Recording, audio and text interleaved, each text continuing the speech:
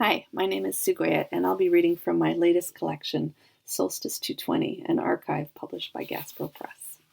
Last December, while we were in isolation, I wrote a poem every day leading up to the shortest day, the 21st of December, this winter solstice. So today I'll be reading 2 poems from the collection, December 4th and 21st.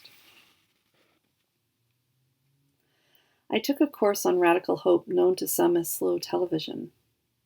The 7.5-hour train ride from Bergen to Oslo. My notes are sporadic and nonsensical. I understood overall that we were pixelating, that our way of being is moving through chaos and is breaking into particles. I know little about chaos except its taste. The waft of orange plastic hospital chair, for example. The spice of dismay that burns the throat. The sour diode of violence. The train travels through mountains by tunnel. Jonathan Lear tells us that hope is radical when we lack the appropriate concepts to properly understand it. Tunnel after tunnel, a study of darkness. Then I realized I was missing the true transformative lesson introduced as a small dot, a new punctuation mark to place after gratitude or a welcome. This dot grows, wider and brighter, and it seems to be a version of the way out, as in the end of the tunnel. Of course, this is just another version of a beginning, which explains the fear. At this point, my notes are of poorly drawn flowers and exclamation marks, i.e., no help at all. And December 21st. Light is so condensed on this shortest day, it's a honeyed version of itself. And if a single bee can visit up to 5,000 flowers, this day is 3,695 flowers long. Flowers are verbs, like us. And sugar fuses, we are on the move. Jupiter and Saturn, conducting the great galactic refresh, are conjoining so close they will spark a porch light for the morning cave we are in. To be of the leap, René Char wrote one night, not to be of the feast, its epilogue. This leap is the work of imagining a way forward so there's a bowl for everyone. Our hearts have known this all along. What can this feeling be but awe at how our feet are ahead of us, making a new path, a desire line to this knowing? Ballooning is a behavior spiders use to navigate the in-between to the next, to be on the move and of the leap. This is why we're here, together and apart. They release gossamer threads and are at the mercy of air currents and electric fields. And this is where we leave each other, at the mercy. I'll meet you at the feast. Thank you for listening and for this great opportunity. It was great hanging out with you. Hi, my name is Catherine Hunter, and I'm the author of Lunar Wake, published by Turnstone. Here's the beautiful cover with beautiful artwork by Michael Olido. Lunar Wake. I'm going to read 2 poems from this book. And the first poem is called Moon Poem for Irene.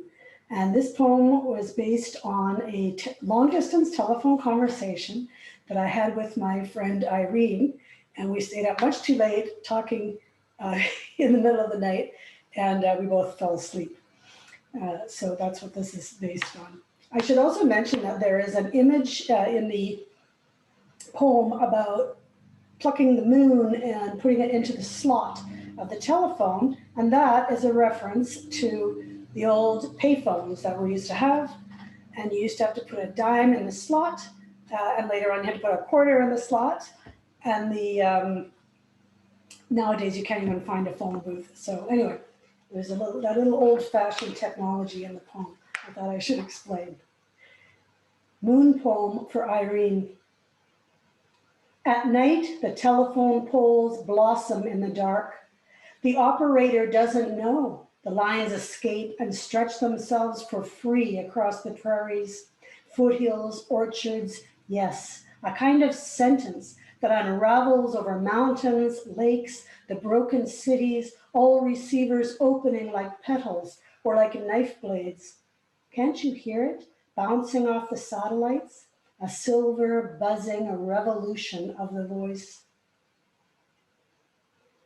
Reading of the man who had a telephone installed inside his coffin, I was thinking of the time we talked all night, and how at dawn we finally drifted into sleep, our two dreams rambling on and still connected to each other. Listen. When the sun goes down, it's possible to pluck the moon and drop it in the slot.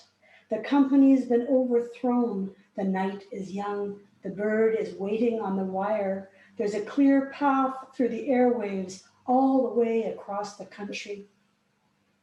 Call me.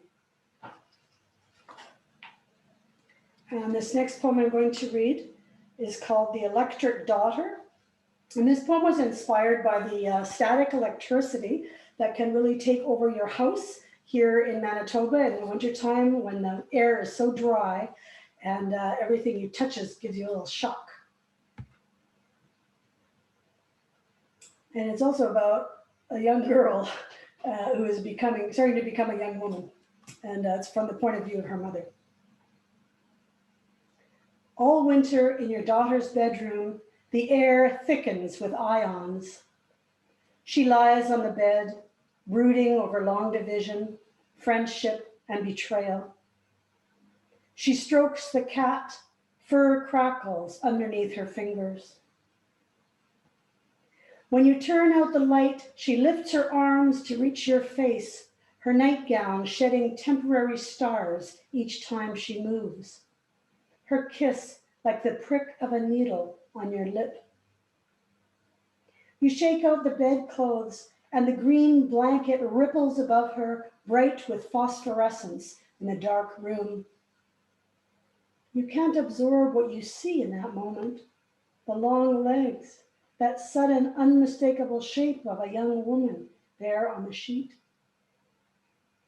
All night you dream of angry honeybees swarming in a cloud outside your lighted window. Meanwhile, the electric daughter sleepwalks through the house, golden sparks falling from her hair like rain. Everything she touches hurts her.